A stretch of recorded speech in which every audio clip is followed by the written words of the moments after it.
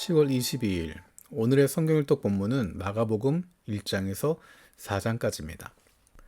마가복음을 읽다 보면 마태복음에서 읽었던 내용들이 반복되는 것을 볼 수 있습니다. 또 우리가 누가복음을 읽게 되면 앞에 마태복음과 마가복음에 나왔던 내용들이 누가복음에 반복되기도 합니다. 하지만 세 책이 똑같은 것이 아니라 마태복음에는 마가복음의 내용과 겹치는 것, 그리고 누가복음의 내용과 겹치는 것, 그리고 마태복음에만 있는 내용들도 있습니다. 누가복음에도 마찬가지입니다. 마가복음과 겹치는 내용이 있고 마태복음과 겹치는 부분이 있기도 하고 누가복음에만 나와 있는 부분들이 있기도 합니다. 그런 부분들을 생각하면서 성경을 읽으면 좀 더 재미있게 복음서를 읽을 수 있습니다. 예수님께서 제자들을 세우신 장면이 마태복음, 마가복음, 누가복음에 모두 나와 있습니다. 예수님께서 제자들을 세우신 이유가 무엇일까? 그래서 오늘 마가복음 말씀에 분명히 이야기하고 있습니다. 3장 14절 15절에 이렇게 이야기하십니다. 예수께서 12를 세우시고 그들을 또한 사도라고 이름하셨다. 이것은 예수께서 그들을 자기와 함께 있게 하시고 또 그들을 보내어서 말씀을 전파하게 하시며 귀신을 쫓아내는 권능을 가지게 하시려는 것이었다. 예수님께서 12제자를 세우셨습니다. 예수님과 함께 했던 사람들 가운데 많은 제자들 가운데 12를 특별히 세우셨습니다.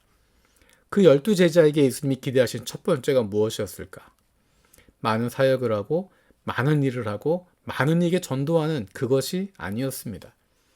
예수님이 제자들에게 원하셨던 첫 번째는 자기와 함께 있게 하시는 것이었습니다. 예수님과 함께 머무는 것입니다. 3년여 동안 예수님과 함께 먹고 자고 하면서 예수님 옆에 있는 것입니다. 예수님을 보고 배우는 것입니다. 예수님의 호흡을 따라가는 것입니다. 일을 배우는 것이 아니라 어떤 일을 하고 어떤 일들을 만들어가는 것, 그것을 먼저 보는 것이 아니라 예수님 곁에 머물면서 예수님의 호흡을 닮아가는 것입니다. 다른 표현으로 이야기하면 예수님의 마음을 닮아가는 것입니다. 예수님의 마음이 어떤 것인지, 어떤 마음을 가지고 계시는지, 왜 그렇게 하시는지 한 가지 한 가지 배워가는 것이고 몸속에 익혀가는 것입니다.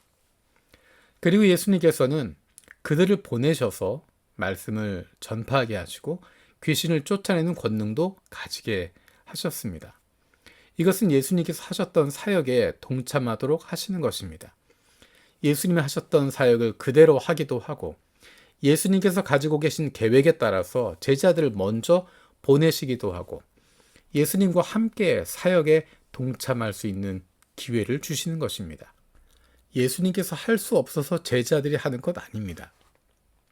예수님께서 하시는 일에 제자들을 불러주시고 그 사역에 동참시켜 주시는 것입니다. 이것은 하나님께서 우리에게 하시는 일과 마찬가지입니다. 하나님께서 하실 수 있는 일임에도 불구하고 우리들에게 맡겨주십니다. 하나님의 일에 우리를 불러주시는 것입니다. 내가 하나님의 일을 해내는 것이 아니라 하나님께서 하시는 일에 우리를 불러주시고 그것을 함께하는 기쁨을 누리게 하시는 것입니다. 그런데 제자들에게 가장 중요했던 것, 조금 전에 이야기했던 것처럼 예수님과 함께 있으면서 예수님 마음을 품는 것이다 라고 이야기했습니다.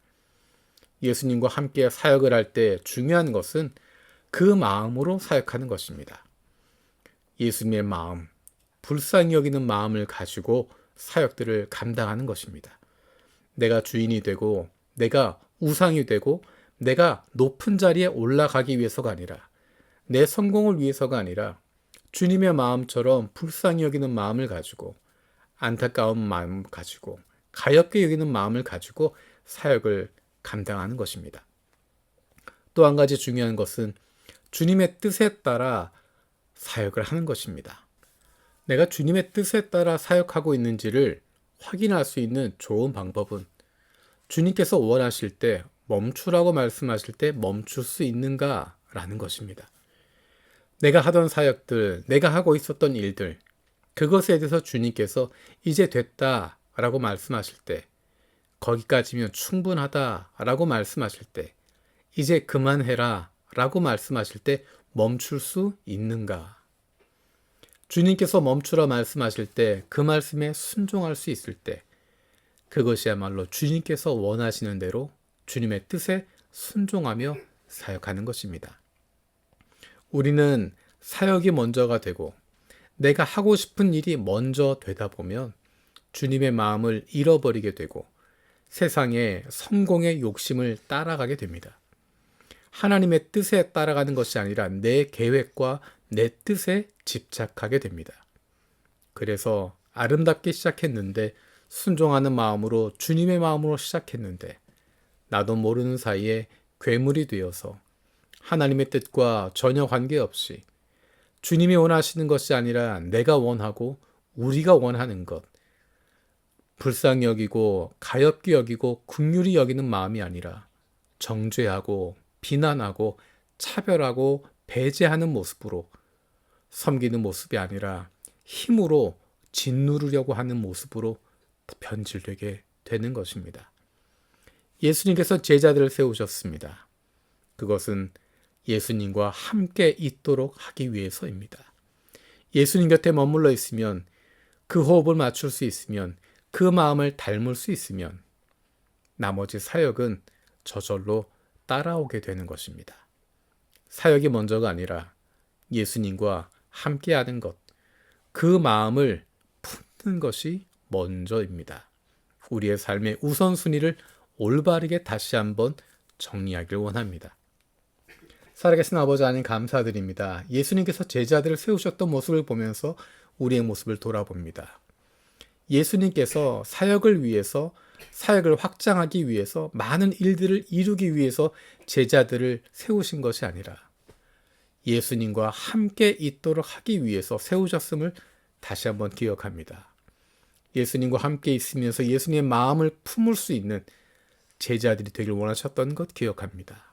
우리도 예수님의 제자가 되어서 예수님의 마음을 품는 사람들이 되게 하여 주옵소서. 그리고 멈추라고 하실 때 멈출 수 있는, 순종할 수 있는 주님의 제자들 되게 하여 주옵소서. 감사드리며 예수님의 이름으로 기도드립니다. 아멘.